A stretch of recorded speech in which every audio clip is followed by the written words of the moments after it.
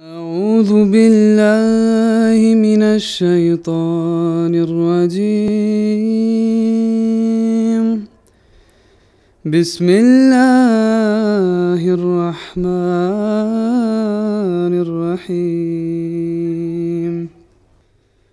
يا أيها الذين آمنوا كتب عليكم الصيام كما كتب على الذين من قبلكم لعلكم تتقون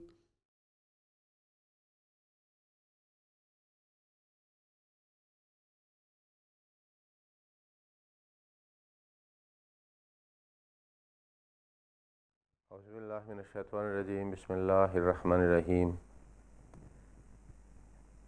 Chers frères et sœurs, assalamu alaikum wa rahmatullahi wa barakatuhu. Nous continuons la série de notre dars pour le Ramadan et pour améliorer la qualité de Ramadan en améliorant la qualité de notre salat qui fait partie essentielle de notre jeûne. Alors aujourd'hui nous allons voir un autre aspect que souvent nous ignorons et qui est très importante. Et cela concerne la salat. Nous savons très bien qu'il y a différentes postures, différentes positions dans la salat. On fait d'abord, quand on commence la prière, alors on fait qiyam, ça veut dire lorsqu'on est debout. Puis nous avons le recours, on se courbe. Puis nous avons le sujoud, prosternation. Et il y a des positions d'assises aussi. Donc il y a différentes postures et les positions. Et concernant, correspondant à ces postures et ces positions, il y a des prières aussi à prononcer, à dire, à réciter. Souvent on a remarqué que pas seulement les enfants, mais les jeunes, mais les grands aussi, des fois ils ne sont pas tranquilles lorsque ils font le salat et de différentes postures et des positions. On observe que des fois, il va par exemple, il commence la prière, il croise les bras quelques instants et puis il va dans le recours. Et lorsqu'il fait le recours, tout de suite, c'est-à-dire il finit le recours. Des fois, il n'a pas même observé le recours comme il faut. Et puis la même chose est le sujoud, il touche la terre par son front ou par le nez, des fois par les mains, même le nez n'est pas touché aussi, ne touche pas la terre aussi. Mais alors on finit le sujoud aussi. Donc ainsi, c'est-à-dire on n'est pas tranquille. En réalité, nous avons observé la salat en observant toutes ces postures et ces positions lentement, doucement, et c'est-à-dire pour donner un peu de temps dans chaque position, au moins pour réciter et lire des prières ou le tasbihat, ou c'est-à-dire que le Saint-Prophète sallallahu alayhi wa sallam nous a dit de le faire. Sinon, c'est comme une poule picore du grain, alors nous le faisons. On ne dit rien, on ne reste pas, on ne donne pas assez de temps pour rester dans le recours, dans le sujoud, dans le qiyam ou dans la position d'assise. C'est très important pour améliorer la qualité de notre prière. Que lorsque nous faisons le qiyam, il faut lire le surat al-Fatiha. Si c'est la première rakat, il faut lire le salat aussi, subhanakallahumma wa bihamdik wa tabarak asmuka. Puis surat al-Fatiha. Puis après avoir lu jusqu'à Amin une partie de Saint-Coran, au moins pour le premier deux rakat, nous devons le faire. Et puis, on va avec une dignité vers le recours, comme le Saint-Prophète sallallahu alayhi wa sallam a dit que notre dos doit être plat. Nous mettons deux mains sur nos genoux et les jambes doivent être droites, c'est-à-dire pas un peu tordues ou courbées. Alors ainsi, nous disons ce que nous devons dire dans le recours.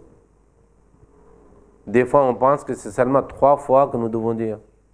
C'est pour cela, des fois, il touche le genou avec les mains et alors il reprend sa position de debout, tout de suite. Alors, la même chose nous faisons dans le sujoud aussi. Alors, avec tranquillité, lentement, il faut aller dans le sujoud, rester stable pour quelques moments, et puis avec une concentration, il faut dire les tasbihat que nous devons dire en suivant le sunnah de Saint Prophète sallallahu alayhi wa sallam. Alors ainsi, nous complétons nos sujoud. Il ne faut pas oublier que ces postures sont très très significatives. Il y a une philosophie très approfondie derrière. C'est quoi? Parce que comme l'islam est une religion parfaite, le meilleur des religions, on peut dire le sommet de la perfection de religion, que Dieu a commencé à partir d'Adam jusqu'au et a été parachevé ou rendu parfaite à l'époque de Saint Prophète.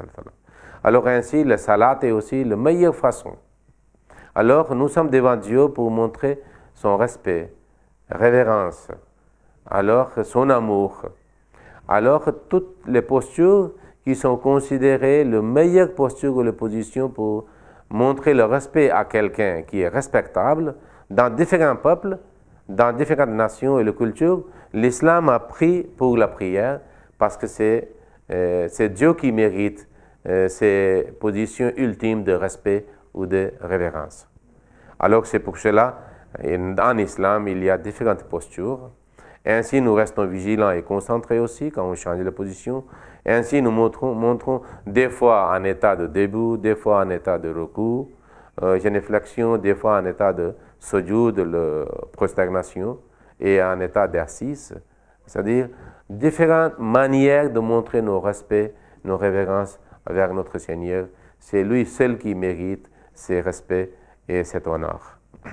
Alors, c'est pour cela, lorsque nous sommes tranquilles, nous faisons lentement et observons à bon gré, comme quelqu'un est en train de réjouir c'est-à-dire ces postures que nous présentons devant Dieu. Alors, lisons, c'est-à-dire un extrait du livre de Messie premier salam, dans lequel il mentionne que nous devons être très lents lorsque nous faisons différentes postures de salat, et cela pour améliorer la qualité de notre salat. Le Messie premier salam dit: ne faites pas votre salat comme une poule qui picore du grain. Observez-la avec un cœur qui s'embrase et qui fond, et faites-y des supplications nombreuses. La salat est la clé de la résolution de toutes les difficultés.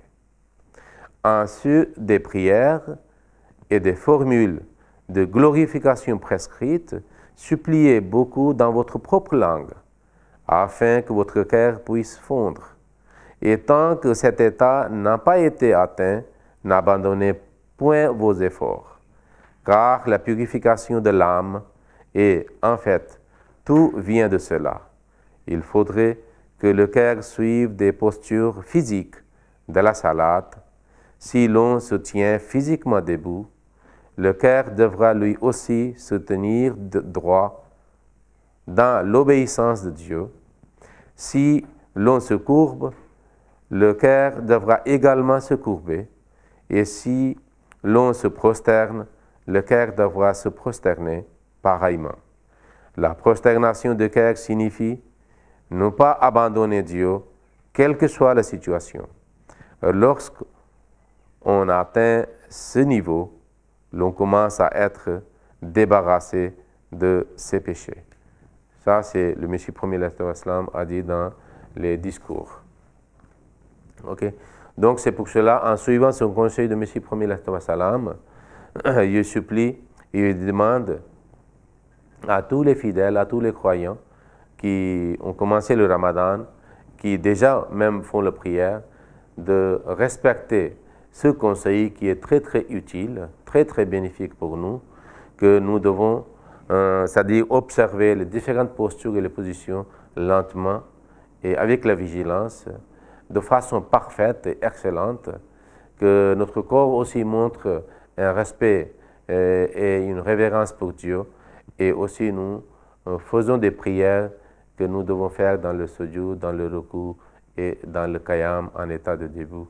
Ainsi, nous pouvons améliorer la qualité de notre salat et ainsi nous pouvons aussi avoir le Ramadan mieux qu'auparavant. qui est le but du mois de Ramadan et de Salat. Okay? Allahumma salli ala Muhammadin wa ala ali Muhammadin wa barik wa sallam innaka hamidun majid. اللهم صل على محمد وعلى آل محمد كما صليت على إبراهيم وعلى آل إبراهيم إنك حميد مجيد.